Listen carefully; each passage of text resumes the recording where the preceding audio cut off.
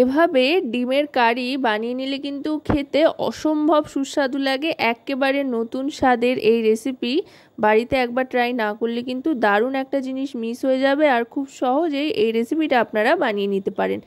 এর জন্য প্রথমেই বড় চামচের 2 চামচ সাদা তিল নিয়ে নিয়েছি। আর তিলটাকে এখানে শুকনো অবস্থাতেই মিক্সার জারে দিয়ে পেস্ট করে নেব, ঠিক এইরকমভাবে। এতে কিন্তু কোনো রকম জল মেশাচ্ছি না। এবার এটা নাবিয়ে নিয়ে মিক্সার জার থেকে এই মিক্সার জারের মধ্যে এবার দিয়ে দিচ্ছি স্লাইস করে কেটে রাখা পেঁয়াজ, কয়েকটা রসুনের কোয়া, তার সাথে 3 থেকে 4টে কাঁচা লঙ্কা। আমি এখানে 3টে কাঁচা লঙ্কাই নিয়েছি, যেহেতু 2টো শুকনো লঙ্কা নিয়েছি। আর তার সাথে আদা নিয়েছি, এটাও পেস্ট করে নেব। আর এদিকে সেদ্ধ ডিমের মধ্যে শুধুই নুন মাখিয়ে নিচ্ছি, যেহেতু একটু সাদা রঙের বানানোর চেষ্টা করছি তাই আর হলুদের ব্যবহার করছি না। আপনারা চাইলে হলুদ গুঁড়োর ব্যবহার করতে পারেন। হলুদের সাথে কিন্তু রান্নার স্বাদের তেমন কোনো হেরফেরের সম্পর্ক নেই, তাই চাইলে আপনারা হলুদের ব্যবহার করতেই পারেন। এবার নুন মাখিয়ে ডিমটা সাদা তেলে একটু হালকা করে ভেজে নেব, হালকা একটা রং আসা পর্যন্ত হালকা করে ভেজে নিতে হবে। ডিমগুলো আমি 2টো ব্যাচে ভেজে তুলে নিচ্ছি। প্রথমে 3টে ভেজে নিয়েছি, পরে 3টে ভেজে নিয়েছি। ডিমগুলো কিন্তু ভাজা হয়ে গিয়েছে, খুব বেশি কড়া ভাজা করবার প্রয়োজন নেই। এবার গ্যাসের ফ্লেমটা একেবারে লোতে করে দিয়ে গরম মশলা ফোড়ন দিয়ে আদা, পেঁয়াজ, রসুন, কাঁচা লঙ্কা, শুকনো লঙ্কার যে পেস্টটা তৈরি করেছিলাম সেটা দিয়ে দিলাম। দিয়ে বাটি ধোয়া বা প্লেট ধোয়া একটু জল দিয়ে দিচ্ছি।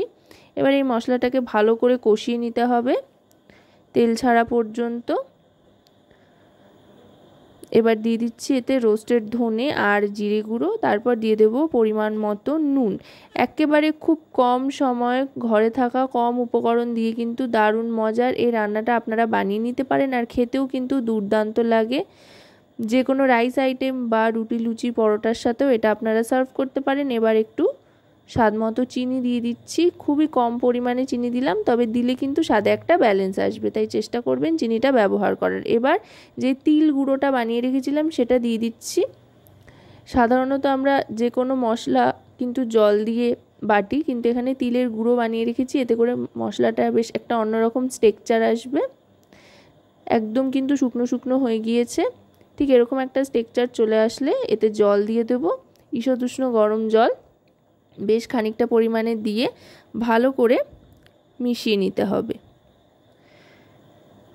বেশ যখন এরকম একটু ঘন একটা ব্যাপার চলে আসবে গ্রেভিটার মধ্যে, তখন গ্যাসের ফ্লেমটা একেবারে লোতে করে দিয়ে দেব শাহি গরম মশলার গুঁড়ো 1/2 টিস্পুন পরিমাণে।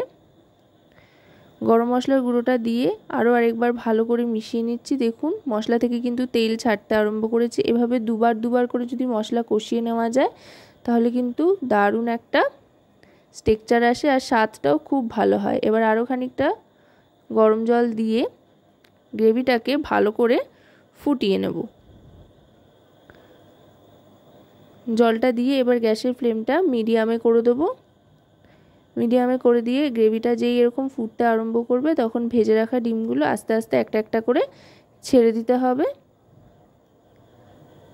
দেখুন দেখতে কিন্তু অসাধারণ লাগছে, খেতেও অসাধারণ লাগে। আশা করব রেসিপিটি আপনাদের ভালো লাগবে। ভালো লাগলে অবশ্যই রান্নাবাটি চ্যানেলটিকে সাবস্ক্রাইব করে লাইক, শেয়ার, কমেন্টের মাধ্যমে আমাদের পাশে থাকবেন। আর পাশে থাকা বেল আইকনটি অন করে দেবেন সবার আগে সমস্ত রকম নতুন রান্নার নোটিফিকেশান পাওয়ার জন্য, কারণ আপনাদের নিয়ে আপনাদের জন্যই কিন্তু আমাদের চ্যানেল রান্নাবাটি।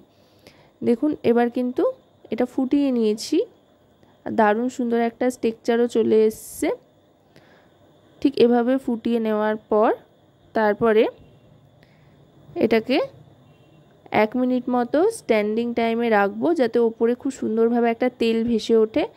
সেই সময়টুকু অপেক্ষা করার পর তারপরে এটা গরম গরম সার্ভ করে দেবো। তো আজকের এই রেসিপিটি আপনাদের কেমন লাগলো অবশ্যই কিন্তু কমেন্টের মাধ্যমে জানাবেন।